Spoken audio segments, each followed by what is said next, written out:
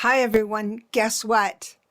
In just a few minutes, I'm going to be able to talk to Raymond Moody. He is one of my idols. And I want to explain a little bit before I am so nervous. Now, he can't come on Zoom himself because no one's there to help him with the technology. So he's just going to call on my phone. I've got it here. I've got this turned off and the speaker is up. So then I call him and then we have an interview. Oh my gosh. If you don't know who he is, let me read. And then I'll tell him I've already told you. But Raymond Moody, MD, PhD, is the best-selling author of 11 books, a few of them I have here, which have sold over 20 million copies. His work, Life After Life, that was the one I read that years ago and fell in love with, has completely changed the way we view death and dying and sold over 13 million copies worldwide. And Dr. Moody is a leading authority on near-death experience, a phrase he coined.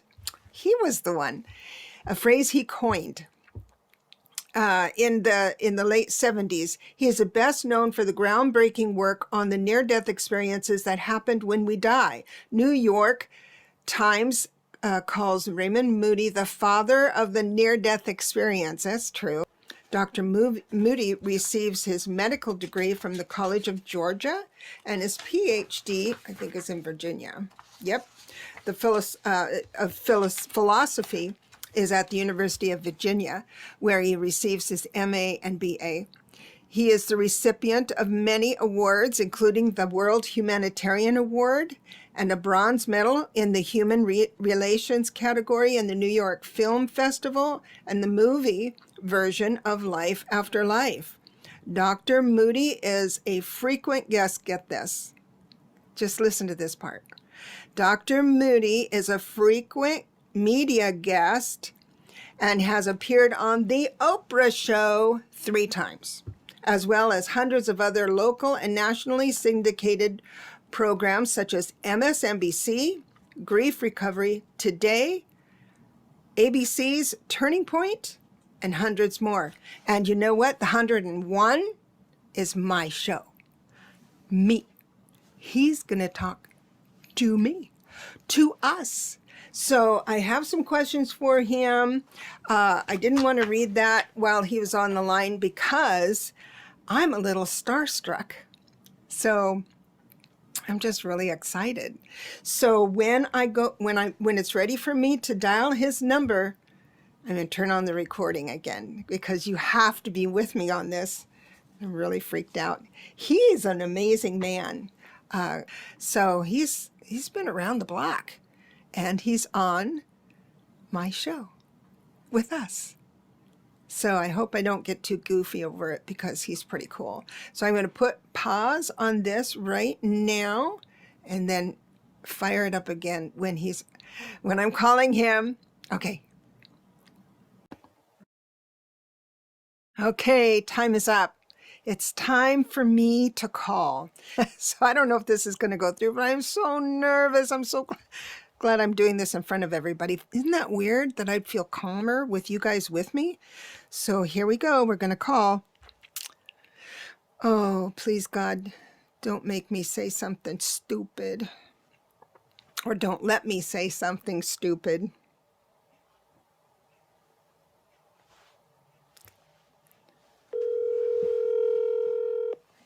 Turn this up.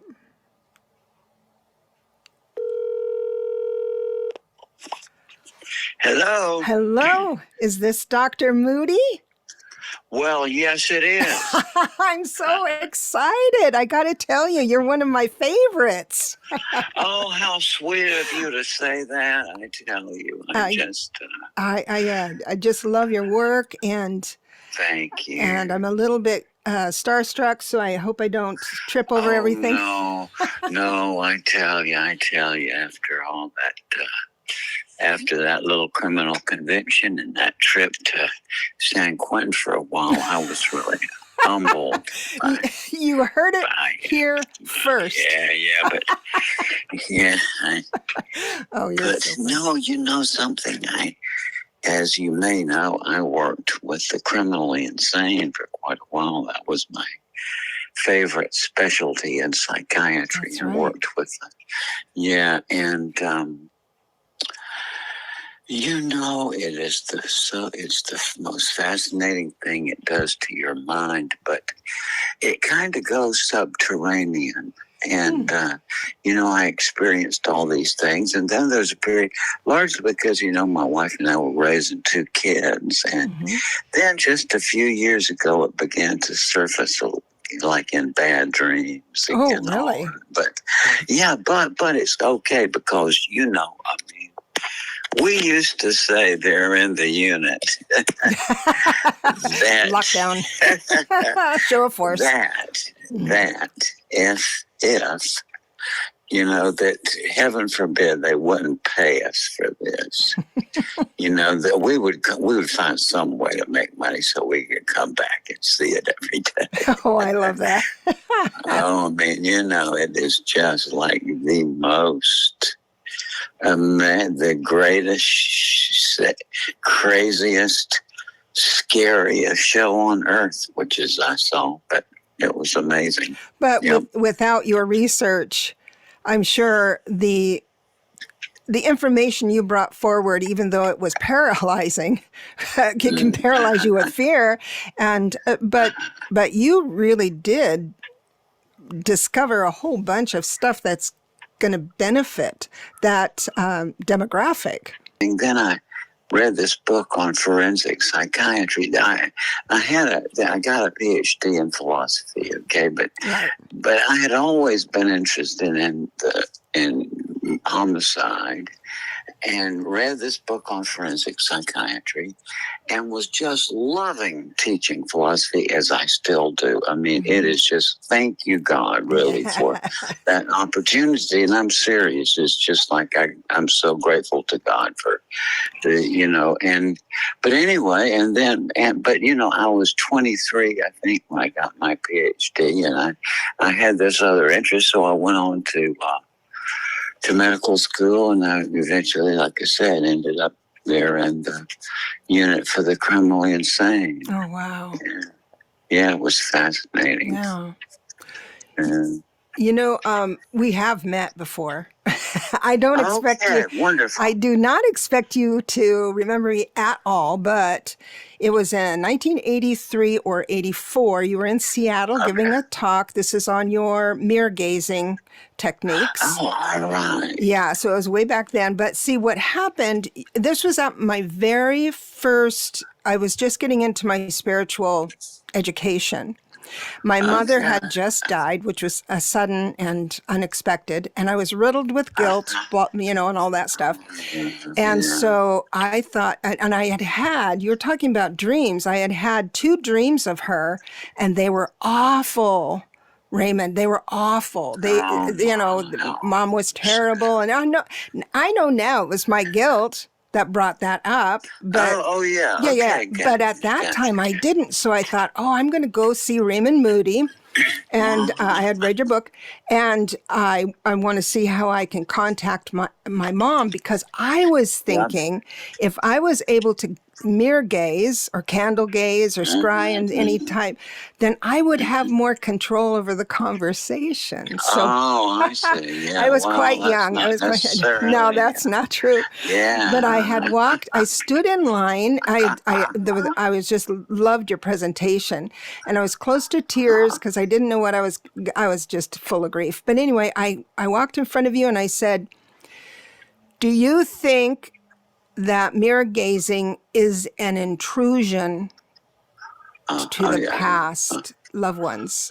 Are we bothering them? And I loved your reaction, because at that time you looked away, looked towards the right and down.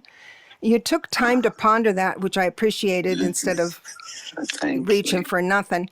But you came back and you said, I don't know. And I thought, oh, wow, then I'm okay. Yeah. I'm in good company. What should I call you? Oh, I'm Debra. I'm sorry, Debra Zachau. Yeah, I mean, I know, but I mean, I didn't want, be intrusive, but no. I knew your name, but so Debra, and please call me Raymond. Oh my gosh. Thank you so much. Do you believe in psychics? Do you believe in that world? You know, it's, something, Debra, and this is the honest to God's truth. It may sound weird. I love that. I don't believe or disbelieve. That's not in my world. And honest to goodness, and it's maybe because of my Asperger's and the social thing, because I've never even understood what people mean exactly when they say their beliefs. Ah, interesting. I want to mention to you, I have a book that was Amazon self-published about my feelings about God, and it's called God is Bigger Than the Bible. I saw that one. Yeah, and it's, to me, it never was religion. I like to say I talk to God every day, and he's never said a word to me about religion. Right. I know. Oh, I so know that. Yeah. But that's just, it just talks about the things I've learned about God from, anyway. Mm-hmm. Yeah. Awesome. But that's an answer to your question, kind of. Yes, to me, it's all God. We are God's movies. Or, that's what we are. That's an interesting theory. Stories, yes. I saw that. Also, I was looking at shared death experiences. That's called Glimpses of Eternity.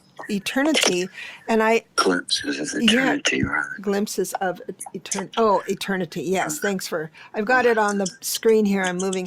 The investigation into shared death experiences where someone is tending to the dying and then gets to experience with the lifting of the soul. That's right. And we have now even more on that subject in this new one, Proof of Life After Life. Is that right? This is an even better insight into that particular, it's all the stuff in there we kind of incorporated into this bigger picture. Oh, cool. Yeah. That's awesome. So What do you do in the ordinary day? In an ordinary day, I am a psychic. That's good. Okay. Yeah, I am a psychic. I am way into life after death. I've done some interviews. I'm just starting a YouTube channel, so I don't know really who I am there, but I know that I like what I'm doing, and it seems to be respected and appreciated. So I do that. That's wonderful. But I take private clients, and I've written some books and a tarot deck, and I teach numerology. So I'm very, very busy, and I love what I do. All right, that's just so terrific. Yeah. And I tell you, I was once trying to learn to be an astrologer, but I got the exam all mixed up, and I told them that my Plutus was in vertigo last month, and that my asteroid had sank to Kephalos or something, and so I don't know what was wrong with my analysis. That is so funny. Just kidding. No, I understand totally but you were, the meeting I had with you in Seattle in 83, I think, was the first step to my enlightenment. And great. Listen, this must have been it might have been before. Yeah, that's right. I was talking about this phenomenon as early as about 1990, but it would have had to have been after 1990. I got to tell you, I think it was sooner than that. I think you were just building it. I think you were just building it. It was just fresh on your mind. You hadn't written anything about it. Perfect. Yeah. Perfect. That's good. That dates it for me. Yeah. But, one of the things that you do and all geniuses do, I think, and all writers and authors and creative people, is that you catch onto a thread of interest. And what's nice is that you have the ability, some people don't, it's just frustrating, but you have the ability to pull on that thread and then try out certain things to see if it's true. And I think I hit you up during that time. Might have been later than 84, but I think I hit you up during the, you had your students do the mirror gazing, and you were Oh, that's right. Yeah. Yes. It was very new. You hadn't written anything at all about it yet. That's right. Yeah, that's right. I learned a lot about it from my students' observations. So, yeah. And what a delightful person you are, by the way. Thank you. I'm gonna. And I'm just happy to be talking with you. Oh, so nice. So nice to meet you. I'm a bit starstruck, like I said, because and I think you are, you won't know the good you've done for the world until you pass over. And then you have, when you hear it from God. Yeah, I kind of sense that because of various things, but at the same time, see, my life strategy is all that stuff about self-esteem. Oh, I have good self-esteem. That is such bunk. My strategy is to keep my self-esteem as low as possible. Interesting. Humble. You see, I am finished with the ego, and that would be itself an egotistical statement. If you asked me to explain, I said, well, I got the instruction manual on going up in the Himalayas. I laid on that bed of nails. I burned the incense. I talked to the guru, and now I'm finished with my ego. That's egotism. Yeah. The way I got there was I just pretty much killed myself with ego. Really? And my particular ego trip was jealousy. But what I observed after it doesn't really, no, I didn't nobly give it up. No, I mean, I just almost died, from it. Yeah. And then, you have to come back and reconstitute yourself. And what I once said, I just said this out in this kind of open, free association that I went to in an ashram one time. And I said, one ego trip is enough. And I saw the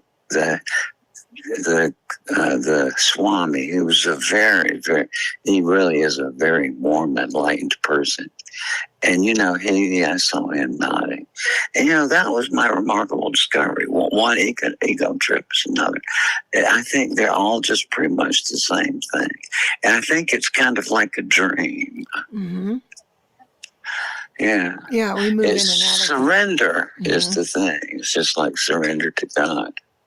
Right, exactly. And then with social media and everything, it's we have to surrender every time we turn on that record button or the interview button or something. But, the momentum, as a young man, you had the momentum, and it's that jealousy, if I can be so bold. It was the jealousy, it was the ego that wrote 13 books, that you have 2 degrees, or more than that. And then, and you were in astronomy, and you were an amazing sponge for all knowledge. I am. That's a good way of putting it. I'm a sponge for knowledge, and always have been. To me, it's just, I just love to. It was, let me see, Bernard of Clairvaux said, some people seek knowledge for the sake of knowledge, and that is curiosity. So, some people seek knowledge to be known, and that is vanity. Oh, wow. And some people seek knowledge to help others, and that is love. And where I am very squarely is number one. To me, it's just sake of knowledge. Mm-hmm. And interestingly, I, being in academia, you know a lot of people in that middle one, but I just never got it myself. I mean, holy mackerel. I'm supposed to be puffed up because I know some tiny little slice of, I got started looking through in this telescope at the age of 7. You built your own. Well, I did, but, I'm sure I would laugh at it now. But it was a little kid. And then, I got another one and another one. Oh, yeah. But I remember that first glimpse, and it was just like a feeling of, I will never know much of anything, but not a feeling of defeat. Mm-hmm. That specific thing that went through my mind, how did you remember this? Well, because it was such a big event in my life. Mm-hmm. My favorite authors at that time were Lewis Carroll, mm-hmm. and I knew of Alice in Wonderland at that time, and I had read it, but it was a couple of years later that I just, to my great astonishment, discovered that there was a second one, Through the Looking Glass. Yes. But and I remember rushing down to the bookstore trying to order it. But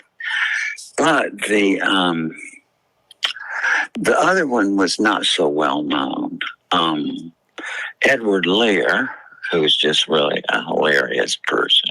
But then to me, looming large was Dr. Seuss. Mm-hmm. And my grandmother had this scrapbook of Dr. Seuss's art when he was an advertising artist. Oh, wow. Of Flit. She had collected them from all kinds of magazines and all just pasted them in a scrapbook. But I got hooked. This was long before The Cat in the Hat. This was more like, Moonbeam stuff. like like Fidwick, the big-hearted moose, whose antlers filled up with like a menagerie of intruders. and then a big one for me, and I'm pretty sure I was 10 years old at this time, was Horton Hears a Who, because that is transdimensional communication. Mm-hmm. Right there is right. What that is. And so, I was just blown away. And I remember thinking specifically that, the universe is nonsense, obviously, because your mind can't, it's like your mind has to see it either as ending in a wall or as going on forever. Right. Right. But neither one of them makes a bit of sense. None of that. Obviously, that makes no sense. Right. And so that was the first premise to me, but it was not, it was great. In a way, because it was, it was structured like what I was familiar with anyway, nonsense. So that was just a big deal to me. And that was kind of the coming to consciousness all at the same time. And, so I was just into knowledge and have been all along. Well, then going back to Bernard of Clairvaux. See, I've never been into that when it's like, for vanity, because I don't know much of anything, and that's fine with me.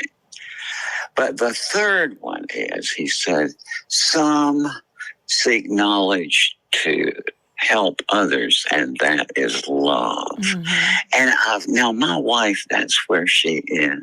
Mm-hmm. It's just so interesting. And that's whatever she is looking to, learn. It's all something like she's wanting to help somebody. Right. Yeah, and I am getting that way. See, and I'm also realizing that it's a kind of unity. Because, and it's getting more to me where I'm seeing that anything I learn, I'm just a learner, and I do it because generally I like to help people. Mm-hmm. And so that's the point of this new book, actually, Proof of Life After Life, is to find out, to talk about some of the, to me, amazing things about this, that essentially anybody can find out, which from themselves, just among their own social group or family, mm-hmm. that strongly indicate and give us a good kind of solid reason for thinking that holy mackerel, there's an afterlife. Yeah. So that's what the book is about. I love that. I'm looking forward to reading it. And I will have in the show notes, I'm going to have a link to that. Is there anything I can do for you to help your success? One of the things I'm going to do is post this. I'm hoping everything, all the voices come through just fine. Yeah. But I want to be able to, I know you don't have ego anymore, but support your success and your ideals. When did Proof of Life After Life come out? That's just been recent. It's just been, I think it was yesterday. Right. And and I am really excited about it. Before, I'm kind of drawn in a way, and I've not been excited before about a thing. Mm-hmm. But something, I'm 79. Mm-hmm. I'm past the age of politeness, and I am finished with Raymond Moody. I'm tired of Raymond Moody. Oh. And no, seriously, a lot of people my age. I've said this for years, and when I look out in the audience, I see young people, they went up their face, they're thinking, is he depressed? And it's like, no. Mm-hmm. But when people my age, when I say that, I see the look of recognition and they can't, but it's, this is a character we're playing. Yes, right? But I know exactly what you're saying because you have been everyone else's close friend, but you don't know anybody. So when people like me come up and gush, you think, oh, you fell in love with Raymond Moody, and I'm not that guy anymore. I'm way past that. Yeah, see, and at the same time, I regard it as more like every person is a whole new world. Exactly. So this is neat. It really is. See, that's the way I look at it. That is so good. Be authentic. And it's absolutely true. I'm withdrawn and shy, but that doesn't mean that I'm fascinated by people. See, mm-hmm. And also another thing that makes me want to stay here for a while. And all of this is up to God. I mean, honestly, the most powerful prayer, my friend George Ritchie said, is surrender. Mm-hmm. And all of this is up to God. And, in terms of what I would wish, it's the other day, I got a psychiatric newsletter. Being a psychiatrist, these companies send you these newsletters. Mm-hmm. And it came through the mail, and I opened it up, and it was joyful news from a Department of Psychiatry at the medical school of, it might have been Maryland or Delaware, I forget, somewhere up there. Uh-huh. And it was just joyful news. And I think the woman was it was a woman who was the chairman of the department, the chairperson of the department, who was kind of making this announcement. And she said, we have just wonderful news that we have this treatment that we have developed for what they called FTL, which now affects, they say, like about 3.3 million Americans at this time, they said, from their epidemiology. And it consists of adult children living at home. Oh. And so my wife and I have had to laugh because we are joyfully living yes. with our 25-year-old. Awesome. And our 22-year-old who's just joyfully looking. She's doing some nursing things nearby now, but she's looking forward to coming home tomorrow. I mean, and it's just, they love to be with us, and we love to be with them. But now, it turns out we're dealing with this mental illness, FTL. I don't know. Just as long as you're happy and they're happy, then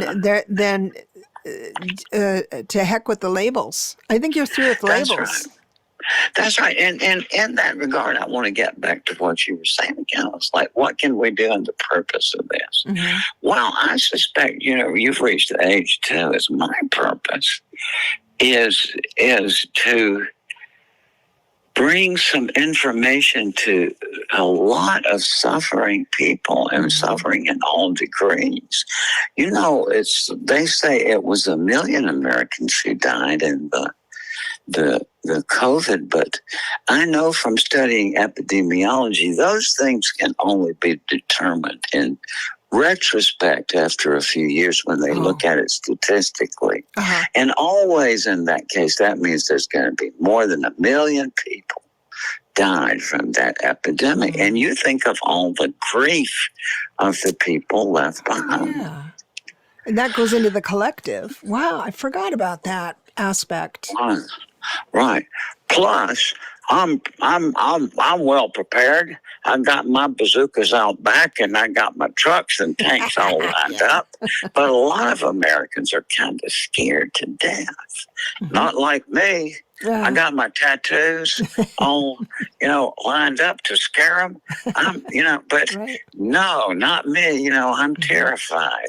And, a lot of Americans are terrified about what is coming in this world. And so I think that, to me, it's an important message to get out right now, which I've really come to, anticipate and gather that, to my still, it's counterintuitive to me, but to my astonishment that there is an afterlife. And these are things that can be good things to bring into the equation of all this fear we're experiencing now. Exactly. Plus the midlife people. I mean, it's just I saw this repeatedly in my psychiatry career. It's just like clockwork. It's like somebody 50 years old, 60 years old, 70 years old. All their life has been in the focus of their business, as it often is. I think maybe there is something to it in the past because I saw far fewer women with this kind of condition in my practice. But that was years ago. But it was men, men with compulsive personalities, basically, who had, and built a business from.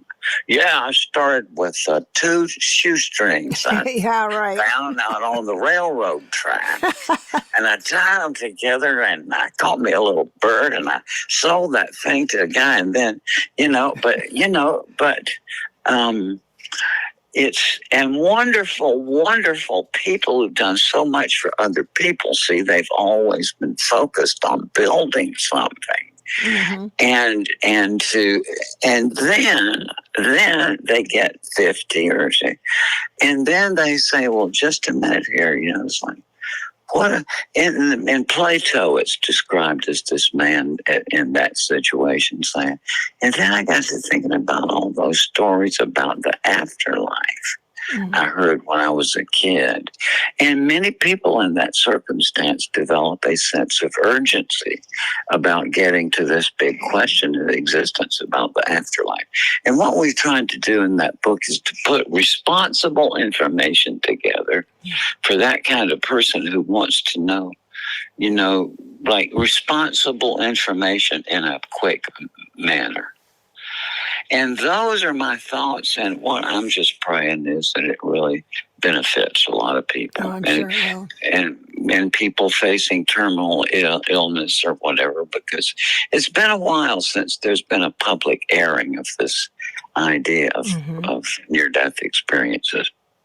Right. I'm sure interested in it. I've had a couple of people come on and explain some different things. But my objective is like yours, where I go on and I just want to explain to people that things are going to be fine. And here's the reason why. Just like you, and people get, I don't know what I'd do if I had a diagnosis that was quite challenging. I don't know who I would be. So I just want to be prepared to help someone else if they have that. That's right. Everything is going to be fine. I think that life is like that. We come in here kind of prepared. I mean, here, if everybody who wants complete blandness, no change over here, good things all the time, come on, get in this line. I wouldn't go to that line. No. No. Because you find out who you are through your relationships, good or bad. That's right. And That's so right. So that's it's wonderful. Oh my gosh, Raymond Moody. You are, it's so nice to take all this time with me. Oh, that's so sweet of you to been say, and just thank you so pleasure, much. such And a pleasure. and to all the folks listening, if there are any of them left, I am not really quite certifiably crazy, but some might be scared. But for all of those, and honestly, because I'm past the age of politeness at 79. I just don't say polite things anymore. But honest to goodness, to all the folks listening in, thank you so much for hearing me out. And I'm just happy to, be with Debra and the opportunity to talk to you about. This is the first book that I've really been ever kind of excited about coming out and had that sort of purpose for it. To me, it was creativity is the greatest thing. But, yes. But this one, usually when I create a book, then but it just goes out. But now I'm just kind of, hey, I hope this goes well. You got some momentum by it, and I'll do my share and get the word out for sure. Absolutely. And I really appreciate you taking the time with me. You made it so comfortable. Oh my gosh. Oh my goodness, please don't. Calmed me down. Like I said, I am honest to goodness about this. I am not into the image of Raymond Moody. No, man. I know. I tell you, I feel that with you, man. I feel that. I'm just hoping. I was just kind of thinking of tattooing some sort of ugly tattoo on my face. So I am not Raymond Moody. Nobody would look at me and I'm just kidding. I know what you mean. But thank you for this. Oh, pleasure's mine. If you could hold just a moment. Absolutely. And let me, hold on. Well, that was a clumsy ending. I'm sorry. I've got to get better at that. I don't know how to end. I mean, I'm nervous in the beginning, that's for sure. And I don't know how to end a good interview. And he's made me so nervous anyway, but I will be better at that. I'm so happy you got to meet my teacher, Raymond Moody, and his book, Proof of Life After Life, is there's a section in there about shared death experiences, where the person or loved one who's at the bedside of someone who is transitioning, there is a portal that opens up that gives room for the one left behind to actually see the spirit move into and who they're greeting and all of that stuff. So I'm looking forward to more stories about that, because that's a fascinating. And now, if you had a shared death experience or a near-death experience or anything like that, and you'd like to tell your story, please don't hesitate to get a hold of me for sure. I would love to tell your story. Anyway, so I'm going to try and be better at ending an interview. I'm going to get better at this. I really appreciate you being here. Thank you so much. I adore all of you. Bye-bye.